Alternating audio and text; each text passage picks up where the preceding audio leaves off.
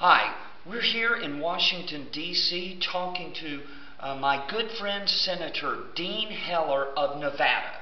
How you doing, Senator? Very good, thank you. Well, listen, I wanted to talk to you about your upcoming campaign in 2012. But let's go over your record. I'm just looking at things. How did you vote on the stimulus? I voted no. And how did you vote on cash for clunkers? I voted no. Obamacare? No. Cash for clunkers? No. Oh, two. Oh, okay, there were two of those. Both of them, yeah. Yeah, both yeah, of them. okay. No on both. Sorry. Dodd-Frank? I voted no. Cap and trade? I voted no. Card check? Voted no. So you voted against the whole big government Obama agenda. I think there was another one as a bailout for the states. I voted no on that also. Okay, so you have been voting no on the Obama agenda. The size of this government, I've been trying to restrict the size of the growth of this government. And your opponent, who is going to be challenging you, the Democrat, in 2012, is Shelley Berkley. Now, how did she vote on all these issues? I don't know how many there were, but there's at least 8 yeses in there somewhere. She voted yes on every one of them. Yes, yes, yes, yes, yes, yes, yes, yes. How's that? Okay, so it would seem that there is a stark choice facing the voters of Nevada.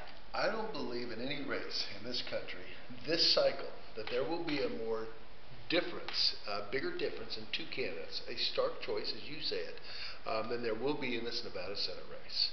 Someone who is very pro-taxes, pro-big government, pro-regulations, as opposed to myself, I define myself as a low-tax, small government, reasonable regulation, free market capitalist.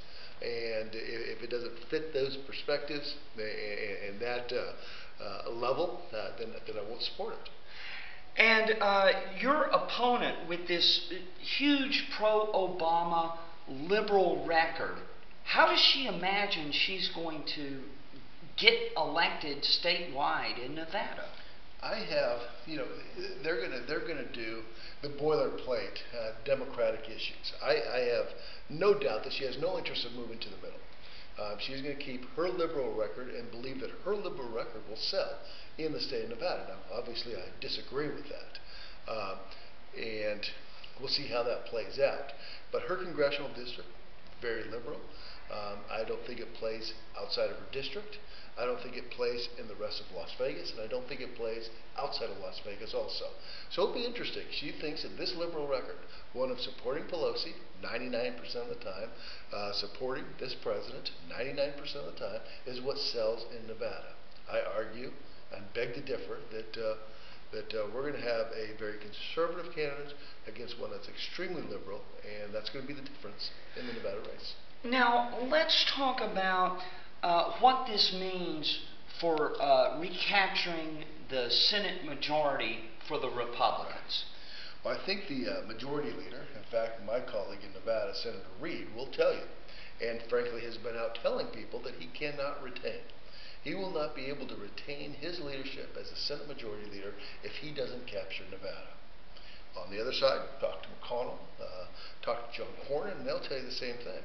Nevada is the purplest of purple states.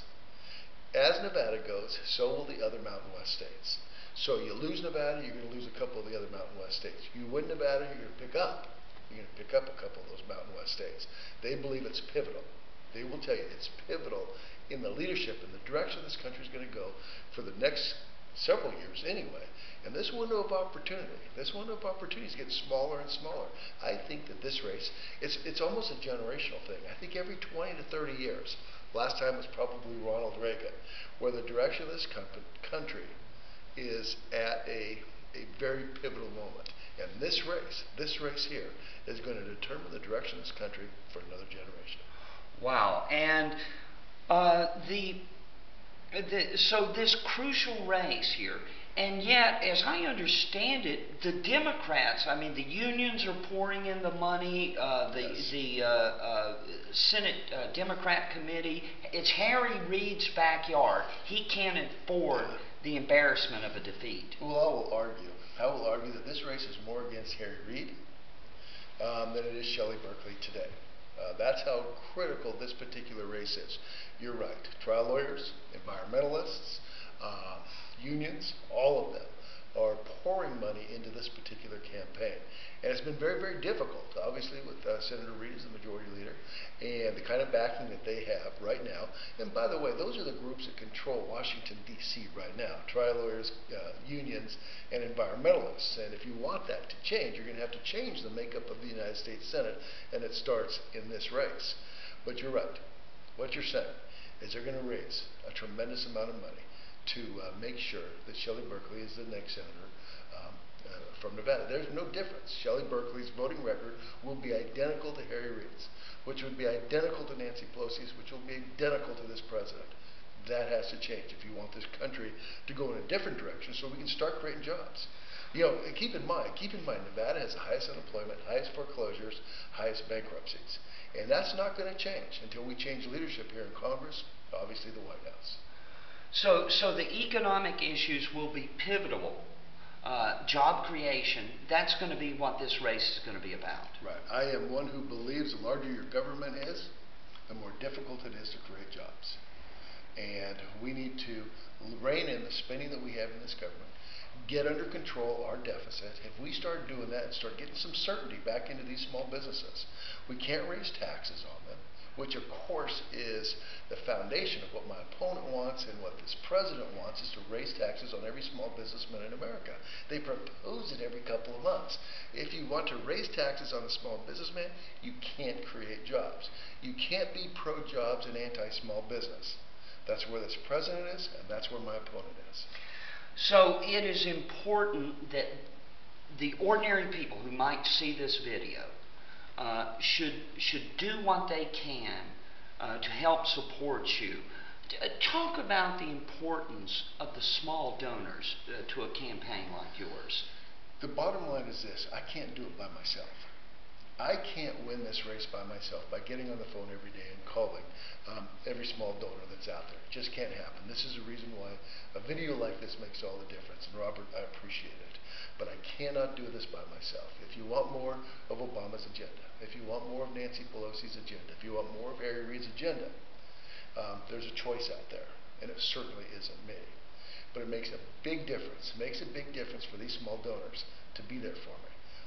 In more than one way. Obviously, we need to raise the necessary money to be competitive in this race, but it sends a tremendous message out there to the rest of the country that there's a candidate out there that understands the ideals of the average American, wants to create jobs, and understands that the size of this government is an impediment to job creation. Okay, so $25, $50, $100, anything folks can do. My friend Dean Heller, thank you very much. Robert, thank you.